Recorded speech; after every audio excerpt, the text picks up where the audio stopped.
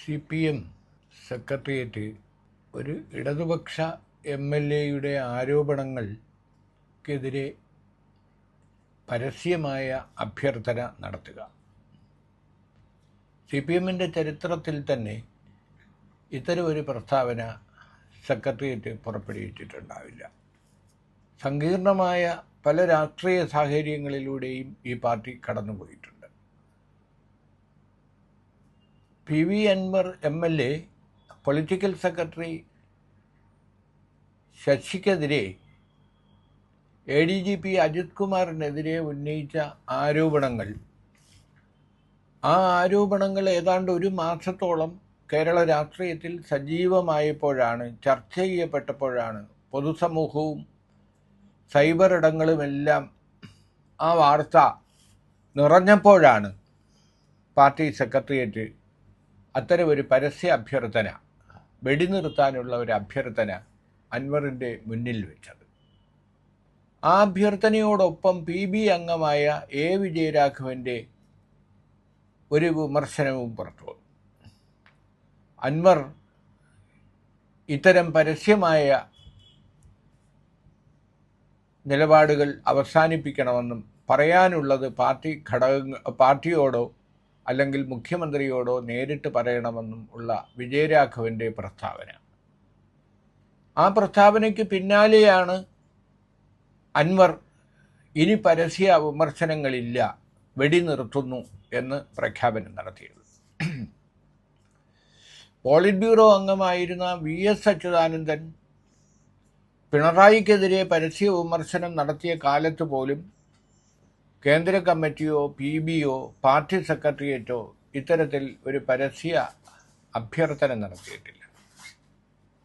അപ്പോൾ അത് പാർട്ടി അംഗവും പാർട്ടി നേതാവും ആയതുകൊണ്ടാവാം.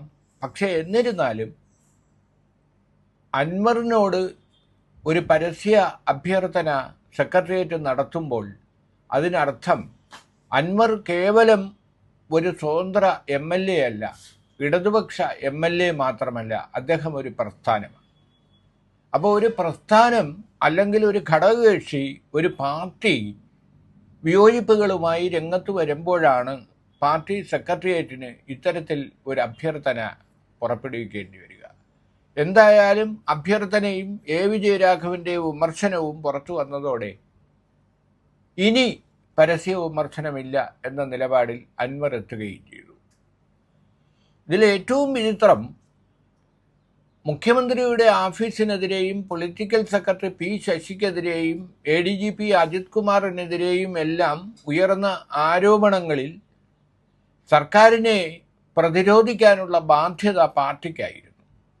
പാർട്ടി സംസ്ഥാന സെക്രട്ടറിയും മറ്റും അതിന് കൂട്ടാക്കാതെ ഇരുന്നപ്പോഴാണ് മുഖ്യമന്ത്രിക്ക് അതിന് പത്രസമ്മേളനം വിളിച്ച് പൊളിറ്റിക്കൽ സെക്രട്ടറി P ശശിയെ പാർട്ടി നിയമിച്ചതാണെന്നും അദ്ദേഹം സംസ്ഥാന കമ്മിറ്റി അംഗമാണെന്നും ഒരു തെറ്റും ശശിയുടെ ഭാഗത്തു നിന്ന് ഉണ്ടായിട്ടില്ല എന്നും മാതൃകാപരമാണ് ശശിയുടെ പ്രവർത്തനങ്ങളെന്നും മുഖ്യമന്ത്രി പരസ്യമായി പറഞ്ഞു. മുഖ്യമന്ത്രി അത്തരം ഒരു പരസ്യ നിലപാട് പത്രസമ്മേളനം നടത്തി പ്രഖ്യാപിച്ചു.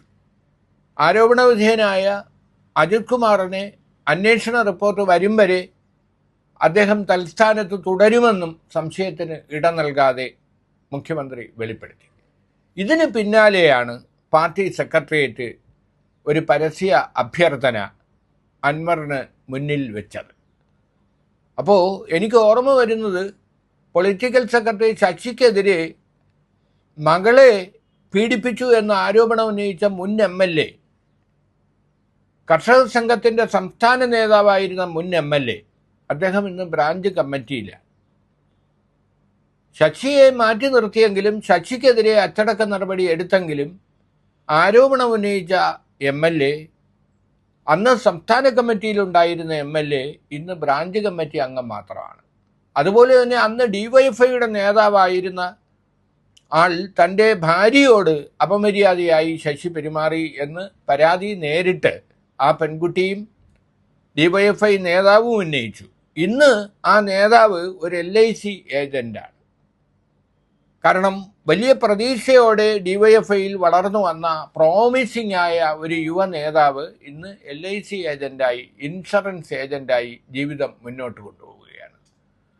അപ്പോൾ ശശിക്കെതിരെ ആരോപണം ഉന്നയിക്കുന്നവർക്ക് ഇന്നല്ലെങ്കിൽ നാളെ വരുന്ന ഗതി വ്യക്തമാക്കുന്നതാണ് ഈ രണ്ടുപേരുടെയും ഇന്നത്തെ അവസ്ഥ.